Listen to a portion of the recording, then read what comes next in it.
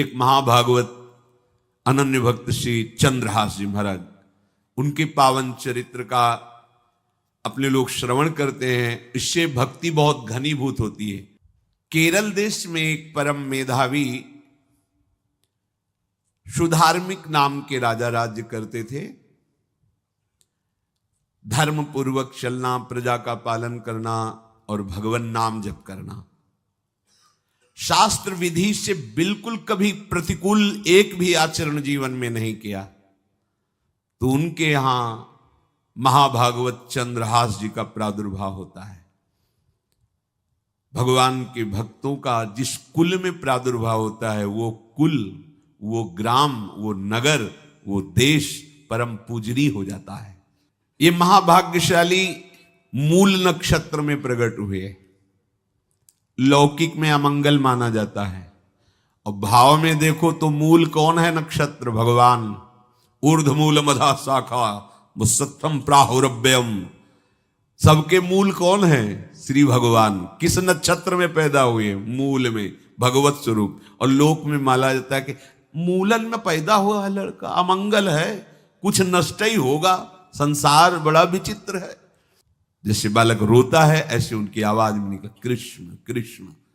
बड़ा आनंद हुआ सुधार्मिक राजा को कि हमारे कोई महाभागवत पधारा है, क्योंकि ये भजन करके पूर्व जन्म में ऐसी भागवती की स्थिति प्राप्त की कि अबोध अवस्था में ही श्रीमुख से कृष्ण नाम निकल रहा है। आनंद उत्सव मनाया जा रहा है। राजा है, राजकुमार प्रकट हुआ, और दूसरी बात वो स्वयं भक्त हैं और भगवान का ऐसा भक्त जो जन्म लेते ही कृष्ण नाम उच्चारण किया। ये आनंद ज्यादा दिन टिका नहीं। रोज बधाइयां हो रही, आनंद उत्सव मनाए जा रहे।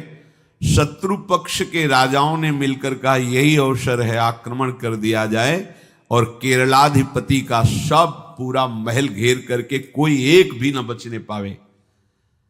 शत्रु पक्ष के राजाओं ने घेर लिया। आसपास से राजा और सैनिकों ने घेर लिया। अब वो असावधान थे, आनंद में पुत्र हुआ है, बधाइयां, कोई संभावना ही नहीं थी। गुप्त रूप से शत्रु पक्ष के राजाओं ने आक्रमण करके घेर लिया।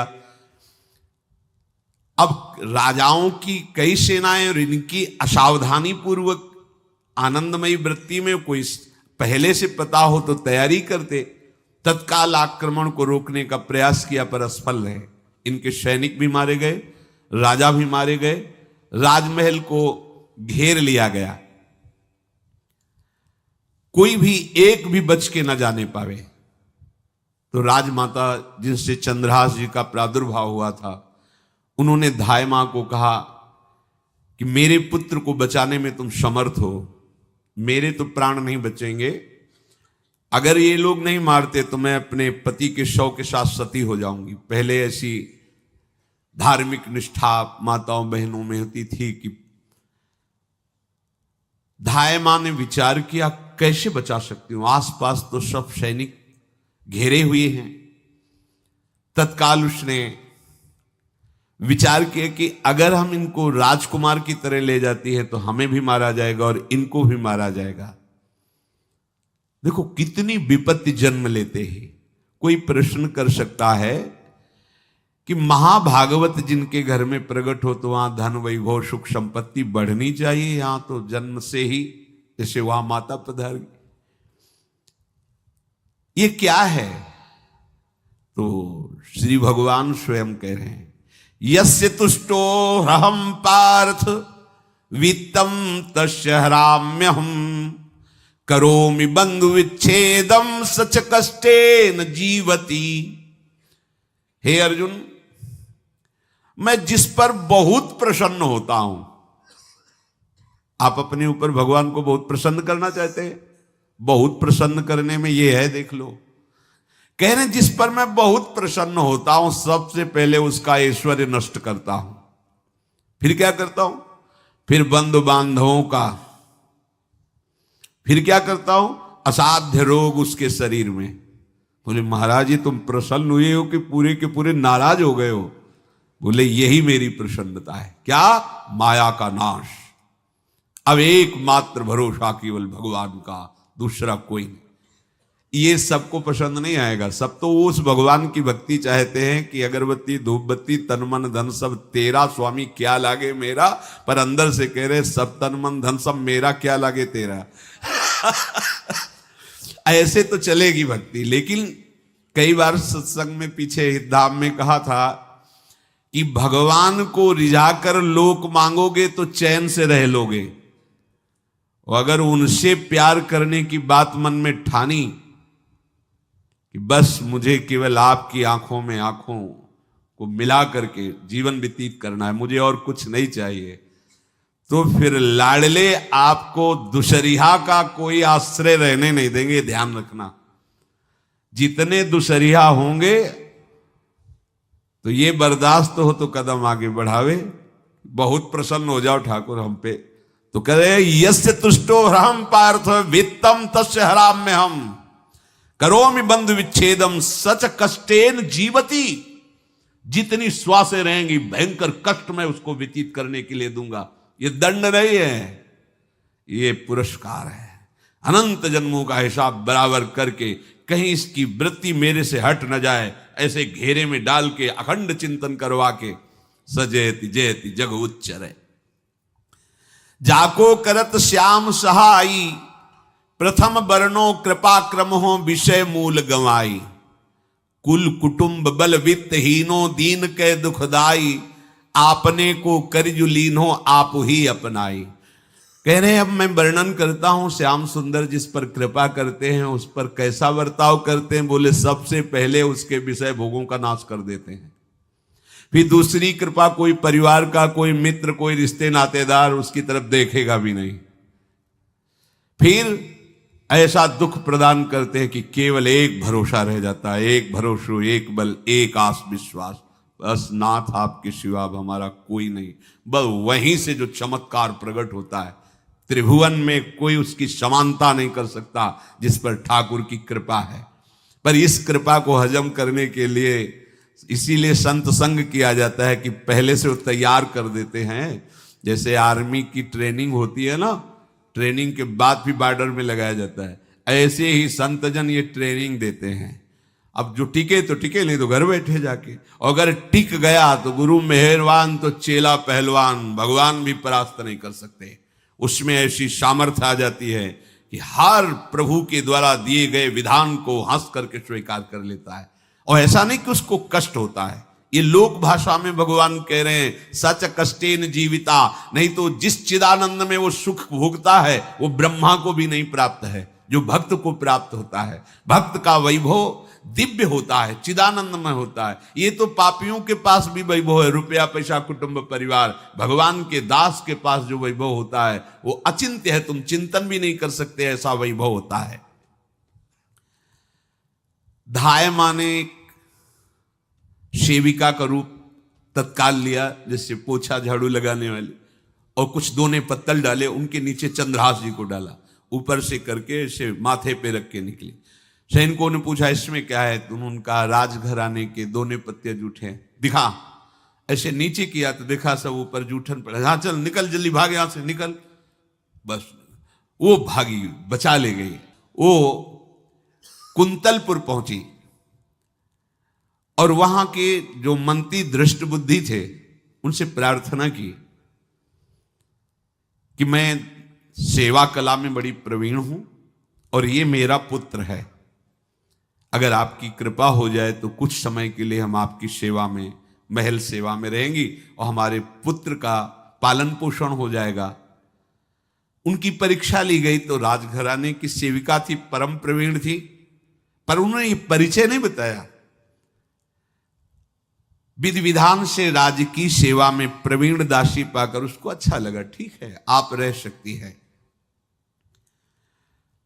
अभी चंद्रहास जी 3 वर्ष के ही थे कि धायमा पधार गई और ये हर समय कृष्ण कृष्ण कृष्ण कृष्ण कृष्ण नाम इनके चलता रहता था।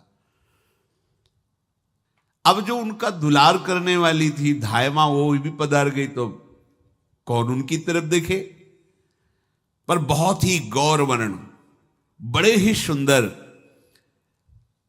अब वो गलियों में भटकने, निकाल दिया महल से जब धाय माँ मर गई, क्योंकि धाय माँ की सेवा कारण उनको रखा गया था। 3 वर्ष के बालक गलियों में, तो कोई भी माँ देखती उनको तो कोई उनको वस्त्र पहना देती, कोई भोजन करा देती। ऐसे ही भगवान के भक्तों की बड़ी विचित्र लीला होती है। यहां चंद्रहास जी को जो भी माता बहन देखती कुंतलपुर के गलियों में, तो कोई वस्त्र, कोई स्नान करवा देती, कोई काजल लगाती, कोई भोजन पवा देती। परमहंसों जैसा जीवन कट रहा है। कृष्ण कृष्ण कृष्ण कृष्ण। 14 भुवनों में जिनकी अव्याहत गति है, जो सबको देखते रहते हैं, श्री देवर्षि नारद जी। ये कृष्ण कृष्ण बोलता है बालक, और इसका हरि के सिवा कोई नहीं। तो एक दिन एकांत में बैठे हुए थे बालक चंद्रहास जी, नारद जी पधारे हैं, भाई जी से मिले हैं। स्वप्न में कितने महापुरुष मिलते हैं जो भजन ठीक से करते हैं, ये बड़े बड़े महापुरुष आकर के उपदेश करते हैं। ये त्रिकाल सत्य हैं, कोई ऐसा नहीं है कि ये कहानी हैं, अभी हैं। जहां आप भगवत चिंतन करेंगे तो आपको परिचय बड़े बड़े महापुरुषों का मिलने लगेगा। नारद जी आए तो देखा आंख बंद की हुई चंद्रहास जी कृष्ण कृष्ण कृष्ण कृष्ण कृष्ण ऐसा उच्चारण कर रहे। त्रिकालज्ञ सर्वज्ञ नारद जी ने देखा कि ओहो, इतना छोटा बालक और कृष्ण कृष्ण बोल रहा है। नारद जी ने स्पर्श किया दुलार करते हुए, सुनो आंख खोलो। आंख खोल के देखा श्री देवर्षि नारद जी। नारद जी ने कहा, देखो हम तुमको एक अमोघ वस्तु देते हैं, और एक छोटी सी शालिग्राम की, इतनी बड़ी शिवग्रह शालिग्राम का जो वो दिया। बोले धो के पी लेना और दिखा के पा लेना, यही तुम्हारी सेवा पद्धति है। अर्थात स्नान करा दिया और जो तुम्हें मिले इनको अर्पित। तो उन्होंने विचार किया कि धोने के लिए, स्नान कराने के लिए पात्र चाहिए, भोग लगाने के लिए पात्र चाहिए। तो जैसे कोई पान की बीड़ी नहीं, तो ऐसे कपोल में शालिग्राम को रखे रहते, कोई पात्र ही नहीं, कोई सिंहासन ही नहीं, यही धुल गए। चरणामृत अंदर जा रहा, जब पाएंगे तो यही पा लेंगे, साइड में ऐसे करके फिर निकाल के धो। यहां कपोल में रखते छोटे से शालिग्राम चंद्रहास जी, और उपदेश किया भगवान के मंत्र का। जब कोई भगवत प्राप्ति के लिए चलता है तो भगवान ही गुरु रूप से प्राप्त होते हैं, वहां तक तुम्हें पहुंचा देते हैं या उन महापुरुष को आपसे मिला देते हैं। जब कोई भगवत प्राप्ति के लिए जहां चलता है तो ये भगवान अपनी तरफ से कृपा करते हैं। ये दृष्ट बुद्धि के जो महल में धाय माँ ने इनका आश्रय स्वीकार करवाया था, उसके एक पुत्र थे मदन जी, वो बड़े भागवत थे। और एक पुत्री थी जिसका नाम था विषया, वो बड़ी सुंदर थी, अभी छोटी अवस्था की थी। मदन जी का स्वभाव था भक्तों को भोजन पवाना। जो भगवत भाव के जन होते हैं उनके हृदय में ऐसा उत्साह होता रहता है कि जो वैष्णव हैं, संत जन हैं, इनको भोजन पवाने का मतलब श्री भगवान को भोजन पवाना। भक्तमाल में भी वर्णन है कि जैसे गर्भवती मां को आप कुछ भी पवाओ तो बालक की पुष्टता अपने आप होती है, ऐसे संतों के हृदय में भगवान विराजमान प्रगट रूप से हैं। जब हम संतों को भगवत भाव से भोग पवाते हैं तो साक्षात भगवान ही पाते हैं। वो मदन थे भगवत भाव के, तो उन्होंने बुलाया बड़े बड़े भक्तों को और ब्राह्मणों को। जब ब्राह्मण और भक्त पा रहे थे तो खेलते खेलते चंद्रहास जी भी वहीं चले गए और उन्होंने भी वहां प्रसाद पाया। अब बड़े बड़े ब्राह्मणों में एक ज्योतिषाचार्य थे। दृष्ट बुद्धि जी ने हाथ जोड़कर प्रणाम किया और अपने परिवार को प्रणाम करवाया और कहा, यह हमारी पुत्री है। दृष्ट बुद्धि जी ने कहा, आप इसका हाथ देकर बताइए, इसको वर कैसा मिलेगा, कैसा ऐश्वर्य होगा।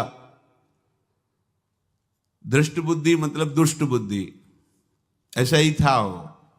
पर बड़ा विचित्र खेल है, इसकी बुद्धि एकदम विपरीत और पुत्र महाभागवत। भगवान का खेल है। वो भक्ति विरुद्ध और पुत्र भागवत।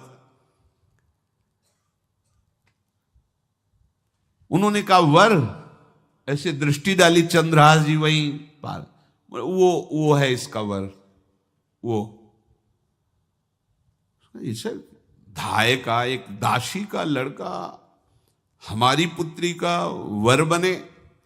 बोले शायद आपने ध्यानपूर्वक रेखा नहीं देखी, वो हम देख लिए हैं, यही है तुम्हारी पुत्री का वर। दृष्ट बुद्धि ने विचार किया कि एक भिखमंगा हमारी राजकुमारी पुत्री का दूल्हा बनेगा।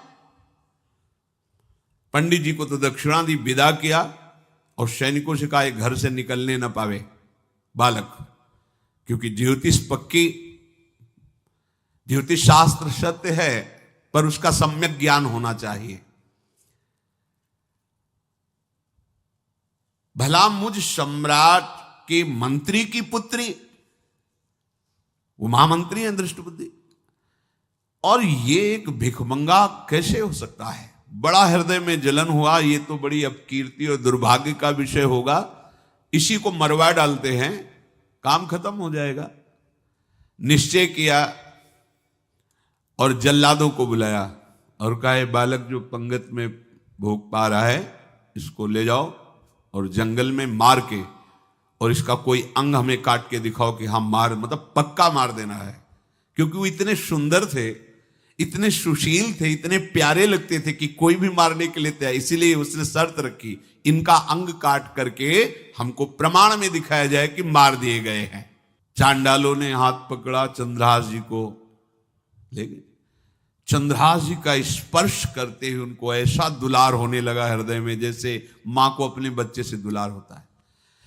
स्पर्श करते, दरस परस अघनाश, भक्त का स्पर्श ही पापों का नाश कर देता है। वो दो जल्लाद आपस में कहने लगे भाई जीवन हो गया लोगों को मारते हुए, कभी कोई पुण्य का काम नहीं किया। ये देखो भक्त संग का प्रभाव। इस सुकुमार विशाल नेत्र, कैसा सुंदर बालक जो हमारे चित्त को चुरा रहा है, इस दुष्ट बुद्धि मंत्री ने आदेश किया मारने का। भला इससे क्या बिगाड़ा इनका, क्यों मारना चाहता है? देखो वैसे तो महापापी है ही हैं, क्योंकि जल्लाद घर में जन्मे हैं, पूर्व जन्म के पापों के अनुसार इस जन्म में न जाने कितनों को हमने काटा है। पर पता नहीं क्या हो रहा है, मेरे हृदय में ऐसी हिम्मत नहीं आ रही कि इस बालक को मैं मार सकूं। दूसरे ने कहा फिर अगर उसको तुम नहीं मारोगे तो तुम मारे जाओगे, कुछ तो करना पड़ेगा। नहीं नहीं, इस छोटे से बालक से क्या किसी को नुकसान। एकांत जंगल में ले गए और कहा तुम जानते हो हम तुम्हें किस लिए बुलाए हैं? चंद्रहास जी बालक थे, 5 वर्ष की आयु अब हो गई थी। तो उनका मुझे पता नहीं कि आप क्यों लाए हैं। बोले हम जल्लाद हैं, तुम्हें मारने का हुक्म दृष्ट बुद्धि ने दिया है, मारना तो पड़ेगा ही तुम्हें। हमारी इच्छा नहीं कि मारें, पर हम तुम्हें अंतिम बात पूछते, तुम्हें कुछ भी पसंद हो, कुछ भी, तो तुम कहो हम तुम्हारे लिए ला के देंगे, जो तुम्हें चाहिए बोलो, पर हमें वध करना पड़ेगा तुम्हारा। तो उनका मुझे कुछ और नहीं चाहिए, बस थोड़ा सा समय चाहिए। यदि आप मारना ही चाहते हो तो थोड़ा हमारी पूजा है हम कर ले, इसके बाद मार लीजिए। आपको तो बल है, अस्त्र हैं, मैं तो बालक हूं। उनका हाँ हम तुम्हें समय देते, तुम किसी को पुकार भी सकते हो, जो तुम करना चाहो कर सकते हो। चंद्रहास जी का मुझे मृत्यु का भय नहीं, बस कुछ समय दे दी। पूरा महाभारत हो गया था, टिटिहरी के अंडे नहीं फूटे थे। वहीं एक टिटिहरी का, तो टिटिहरी एक पक्षी होती है, टे टे करके उड़ती है, तो उसके अंडों के ऊपर एक हाथी का घंटा हो गया, गिर गया ऐसे। सब पूरा महाभारत में सब नष्ट भ्रष्ट, वो अंडे वैसे सुरक्षित। तो जो प्रभु भारत युद्ध में राखे भरही अंड, सोई मुंह को राखे जो राखत ब्रह्मांड।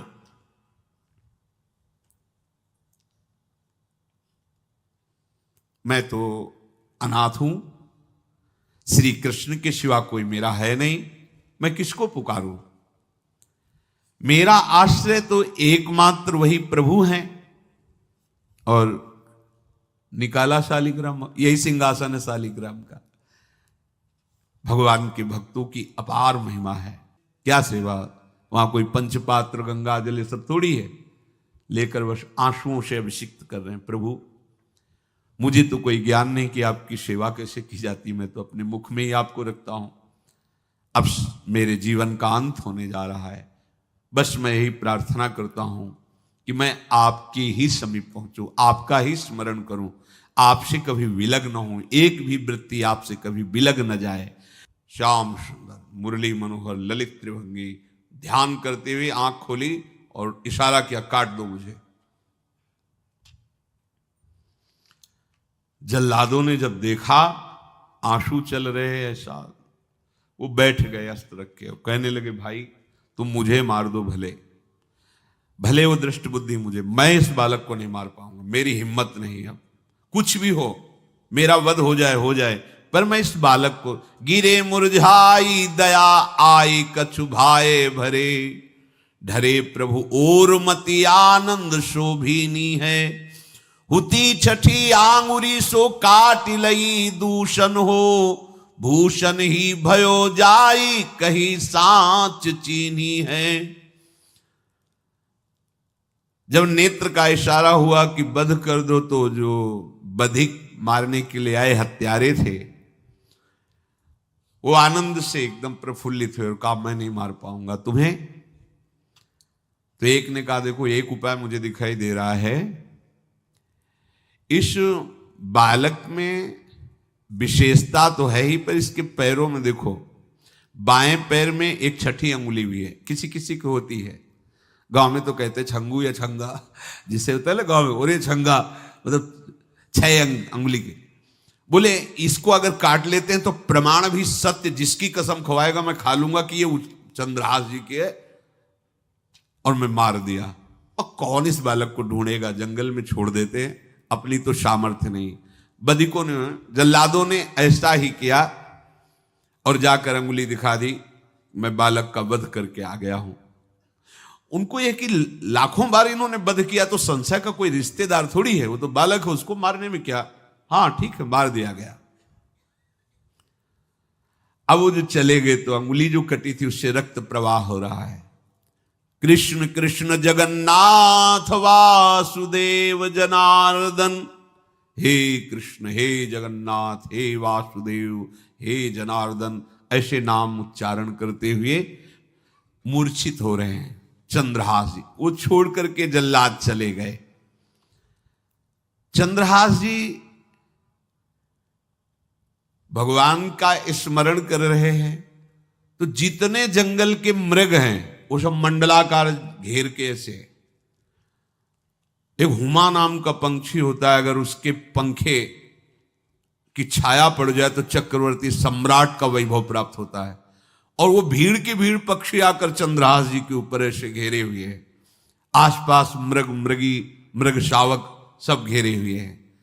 बीच में चंद्रहास जी कृष्ण गोविंद दामोदर माधव ऐसे उच्चारण कर रहे हैं। जो भगवान के चिंतन में मगन रहना अपना स्वभाव बना लेता है, तो देखो ऐसे हत्यारों के हृदय में भी दया गई, क्योंकि दया समुद्र भगवान का स्मरण जो करते हैं उनमें ऐसी महामहिम दिव्यता आ जाती है। कोई भी कितना भी निर्दयी हो, अंदर से वो भले जल रहा है द्वेष के कारण, पर कहीं ना कहीं ये द्वेष आंतरिक राग का सूचक हो। वो भी भक्त को प्यार करता है, पर भक्ति ना होने के कारण वही उसका राग द्वेष में बदल जाता है। कोई भी हो, अंदर से जब भक्त के प्रति जलन पैदा करता है तो उसमें मूल होता है भक्त की महिमा, भक्त का महत्व, पर उसे ना प्राप्त, जैसे कहते हैं कि वो अंगूर खट्टे हैं और हट नहीं प्राप्त कर पाए तो अंगूर खट्टे हैं, बकाया महत्व सब के अंदर होता है। दुष्ट से भी दुष्ट के अंदर भगवान के भक्तों का महत्व होता है, क्योंकि सबके हृदय में भगवान विराजमान है। अब चंद्रहास जी भगवत स्मरण करते हुए पक्षियों के और मृग आदि के बीच में हैं। उधर भगवान का एक विधान तैयार होता है। वह देश भूमि में रहत लघु भूप और सुख सवै एक सुत चाह भारी है। कुंतलपुर के ही अधीन एक चंदनवती नाम की राज्य नगरी थी। वहां के राजा थे, उनके पुत्र नहीं हो रहा था, तो कुंतलपुर सम्राट पद, चंदनवती राज्य राजा, जैसे प्रदेश और दिल्ली में बैठे हुए जो प्रधानमंत्री राष्ट्रपति वो बादशाह, जो दिल्ली का अधिकार वो बादशाह, और ऐसे छोटे छोटे जो राज्य हैं उनको राजा। तो ये चंदनवती के राजा कर दिया करते थे, प्रत्येक राजा को कर देना होता था, बादशाह को।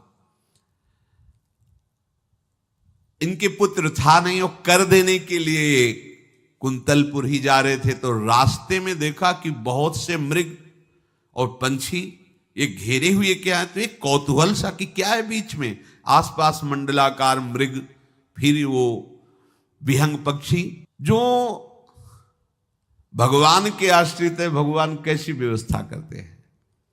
वो चंदनावती के राजा दौड़ करके एक कौतूहलवश, क्या है यहां, मृगी पंक्तियों के बीच में पक्षी, हुमा नाम का बड़ा पवित्र पक्षी हिमालय आदि में पाया जाता है, जिसके ऊपर इसकी छाया पड़ जाए वो ऐश्वर्यवान हो जाए। देखा बालक दिव्य तेजों में, और मूर्छावस्था में नजदीक गए तो अंगुली पूरी कटी हुई थी, तो रक्त प्रवाह, गोद में उठाया और आनंदित हो गए, हमारी पुत्रेष्टि यज्ञ सफल हुई, हमारा दान पुण्य सफल हुआ, ऐसा हमें सुंदर बालक मिला। चंद्रहास जी को लेकर के घर आए और हृदय में भगवान का बार बार कृपा प्रसाद मना रहे हैं, मुझे भगवान ने पुत्र दिया। चंद्रहास जी को लेकर आए, आनंद मंगल, बधाइयां बजने लगी, बहुत सी संपत्ति न्यौछावर कर दी। 5 वर्ष के चंद्रहास जी हैं। पूछा बेटा तुम्हारे माता पिता कौन है, तो कहा श्री कृष्ण। परिवार में कौन है, श्री कृष्ण। मतलब तुम्हारा कोई नहीं है, नहीं है श्री कृष्ण।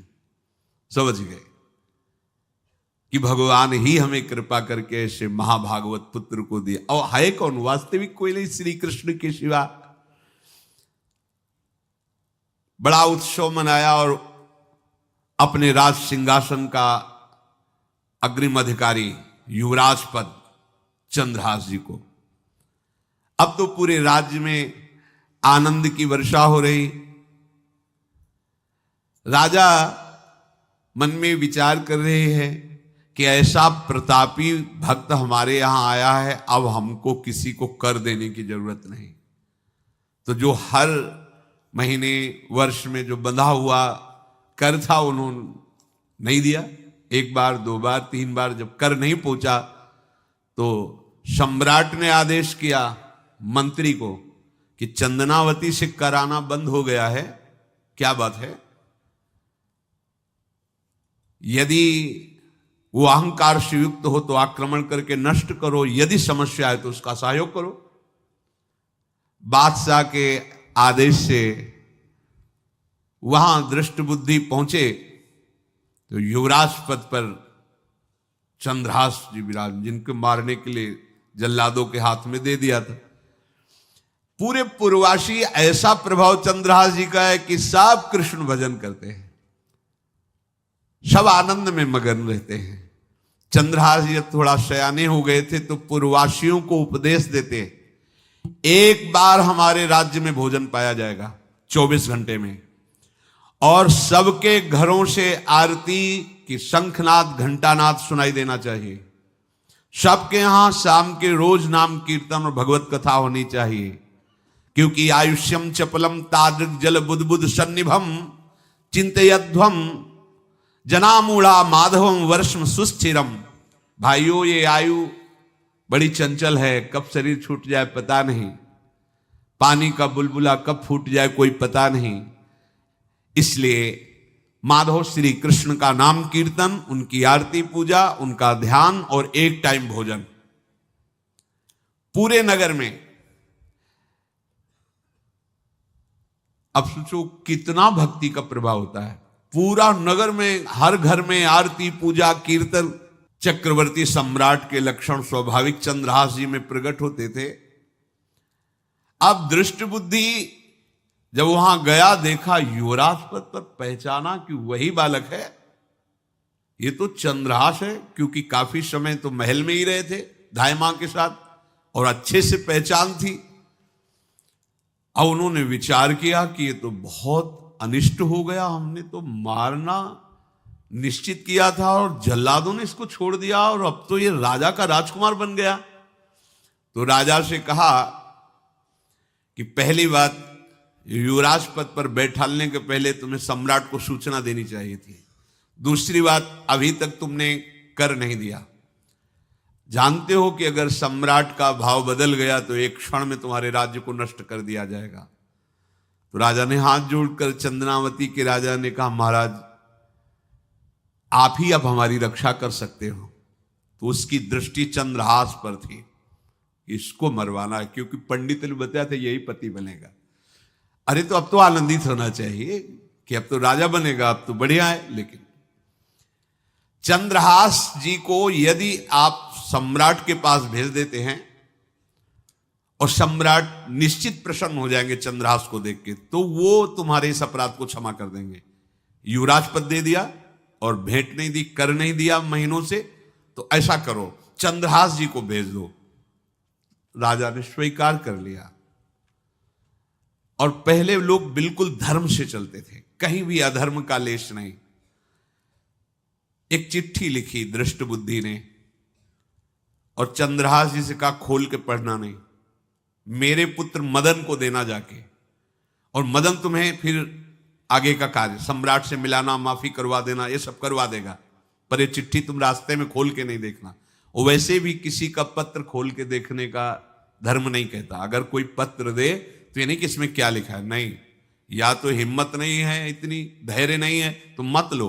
अगर धैर्य है तो हाथ में लेकर जहां तक पहुंचाना वहां तक पहुंचा दो, नहीं तो वो कार्य ही मत लो। ये अधर्म है कि आप बीच में उसको खोलकर पढ़े।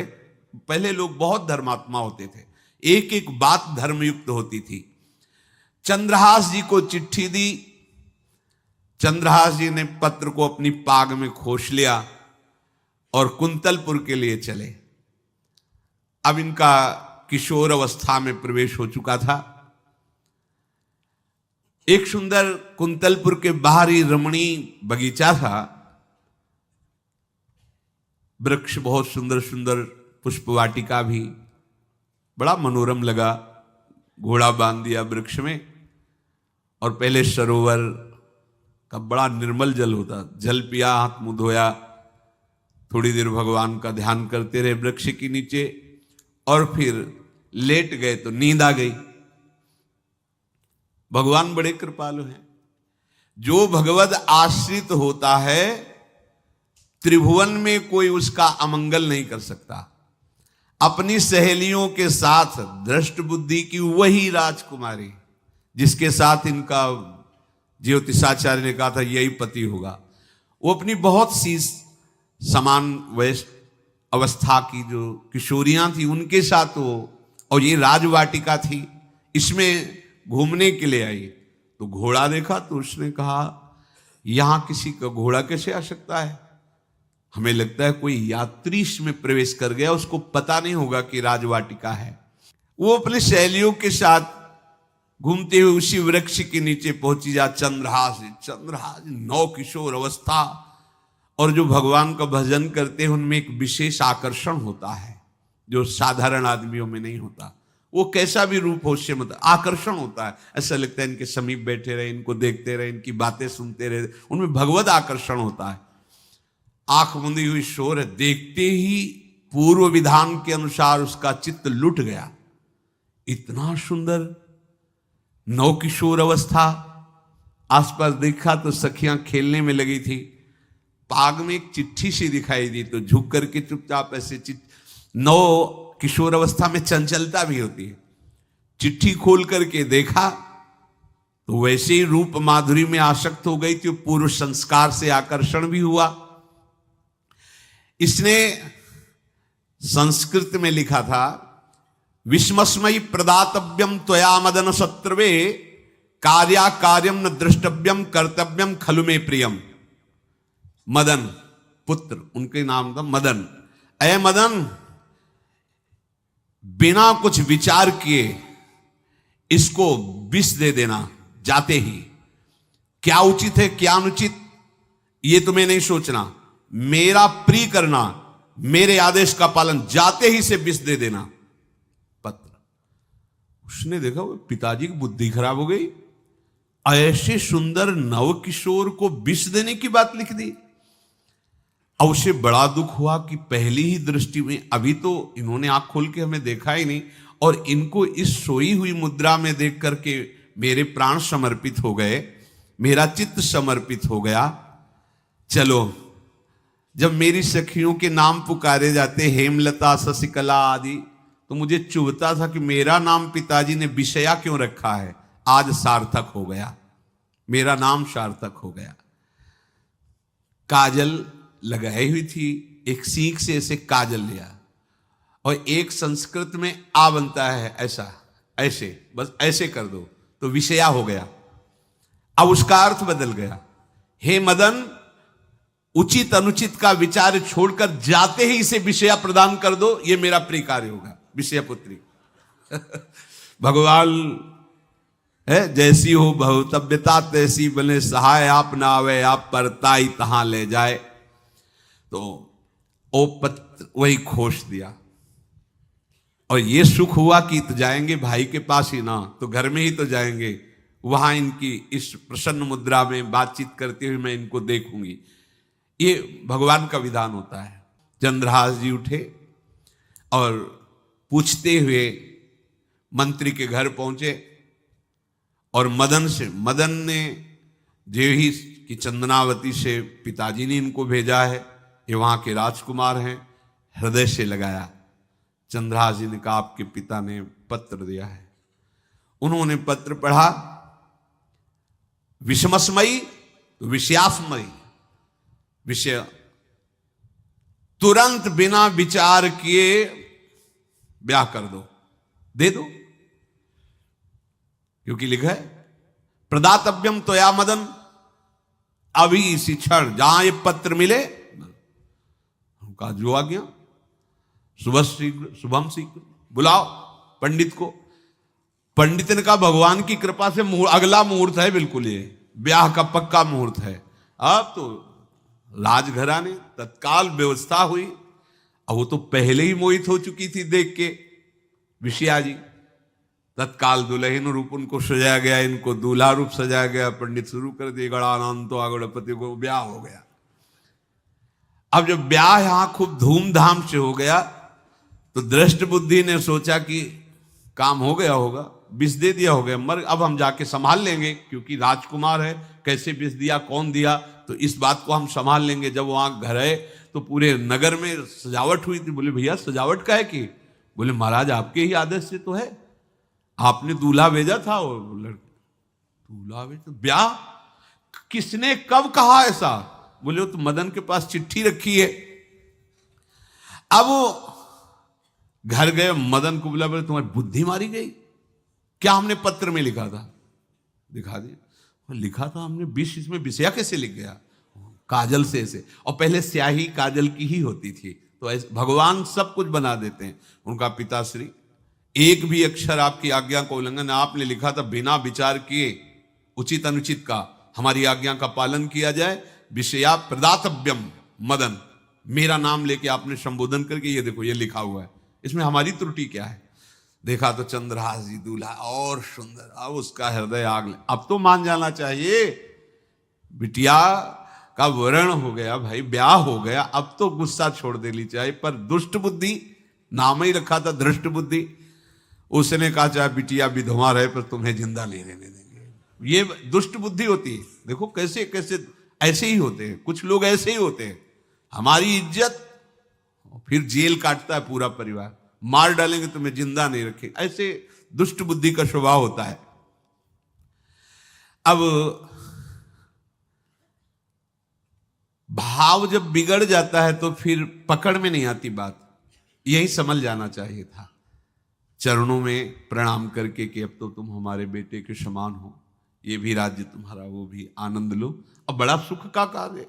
लेकिन जब नकारात्मक सोच आ जाती है तो बुद्धि कंट्रोल में नहीं रहती, वो फिर उद्दंडता करने, उसका निश्चय गलत होता है। नजदीक गया और कहा कि बहुत कृपा हुई, आप हमारे दामाद बने, पर हमारे यहाँ की एक रीति है, हमारे नगर के बाहर जो देवी हैं उसमें लड़की का वर अकेले पूजा करने जाता है। आपको हमारी कुल की रीति का निर्वाह करना होगा, आपको जाना ही होगा।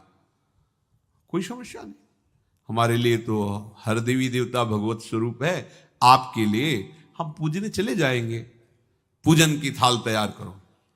और उधर कई बलवान सैनिकों को भेजा, देवी पूजने जो आ रहा है तत्काल उसे काट देना, किसी भी तरह बचना नहीं चाहिए, नहीं तुम सब मारे जाओगे। जो आदेश देवी मंदिर में सैनिकों को लगा दिया, जो आवे तत्काल मार देना, क्योंकि अब भेज ही रहे ना, तो नाम नहीं लिया, कहा जो आवे तत्काल मार देना, मेरा आदेश अगर बचा तो मैं तुम्हें मार दूंगा। उन राज सैनिकों ने जो बधिक स्वभाव के थे पहले से वहां लग गए। बड़ा विचित्र भगवान का खेल है। वहां के चक्रवर्ती सम्राट जो थे बड़े बड़े विद्वान और ऋषियों से बातचीत कर रहे थे। उनका महाराज अब आपका राज सिंहासन पर बैठना राज्य के लिए अमंगल होगा, ऐसा समय आ रहा है। इस समय यदि चंद्रहास जी को सम्राट पद पर बैठाल दिया जाएगा तो आगे अकाल नहीं पड़ेगा और बड़ा मंगल होता चला जाएगा। ये मुहूर्त आपका राज सिंहासन पर से हटने का है, तो उनका प्रजा का मंगल हो और देश का मंगल हो, इसलिए हम बिल्कुल। मदन वहीं बैठे हुए थे। सचिव ने कहा तुरंत जाओ और जो तुम्हारे बहनोई बने हुए हैं चंद्रहास जी को लाओ। तो भागे। तो जो और सैनिक, राज सैनिक थे, पूछा किधर जा रहे हो? बोले वो अपने बहनोई चंद्रहास जी। बोले वो तो देवी पूजा के लिए गए।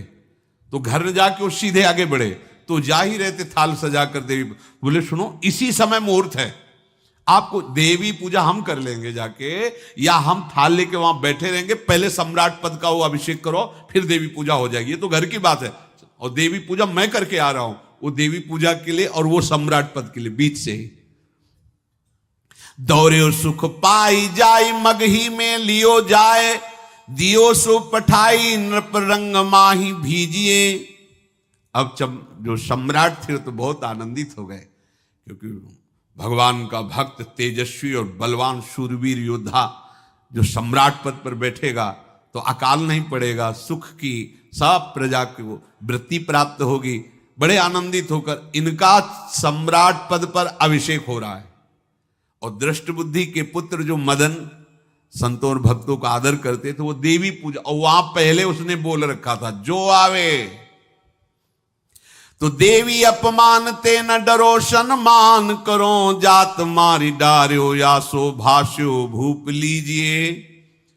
चंद्रहास जी का सम्राट पद पर अभिषेक और मदन जी का देवी मंदिर में प्रवेश, और सैनिकों ने काट के फेंक दिया मदन को। ये जो पे कृपा रघुपति कृपाल की, बैर और की कहा सरे होई न बाको। बार भगत को जो कोई कोटि उपाय करे, गोस्वामी तुलसीदास लिख रहे, भगवान का कृपा पात्र जो भक्त है, किसकी ताकत है कि उससे बैर कर सके। चाहे कोई त्रिभुवन में हो, भक्त का बाल बांका नहीं कर सकता, चाहे करोड़ों करोड़ों उपाय कर ले। और तके नीच जो मीच साधु की, सो पामर ते मीच मरे। वेद विदित प्रहलाद कथा सुनि, को न भगति पथ पाम धरे।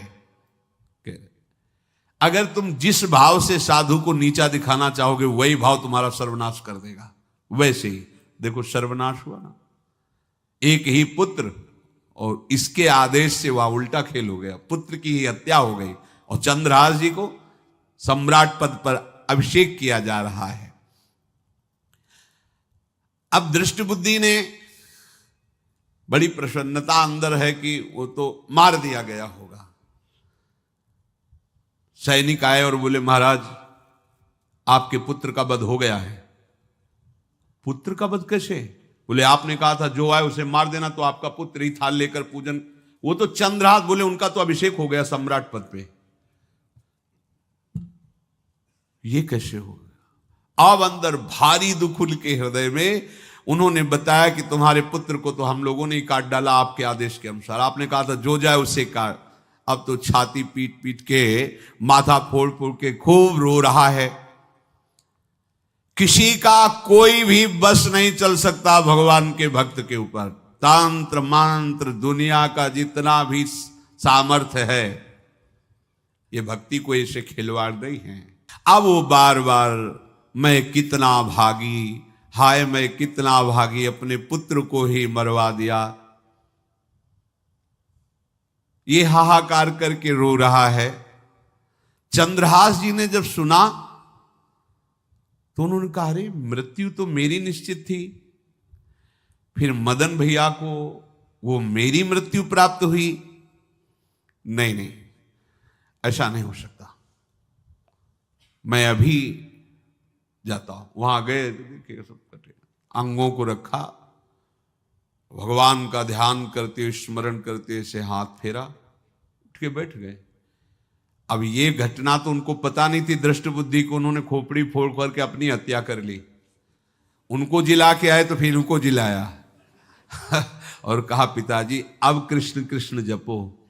अब उनकी बुद्धि शुद्ध हुई और भगवान का आश्रय लेकर के वो अपने जीवन को भगवत भक्ति में बनाए। तो जो भगवान का भक्त है उससे द्रोह करने वाले को भी परम मंगल ही देते हैं भक्त। पर भक्ति में अनन्यता की आवश्यकता है। प्रारंभ इहलोक परलोक के सारे सुखों को भगवान के चरणों में समर्पित करके किसी व्यक्ति वस्तु स्थान का आश्रय नहीं होना चाहिए।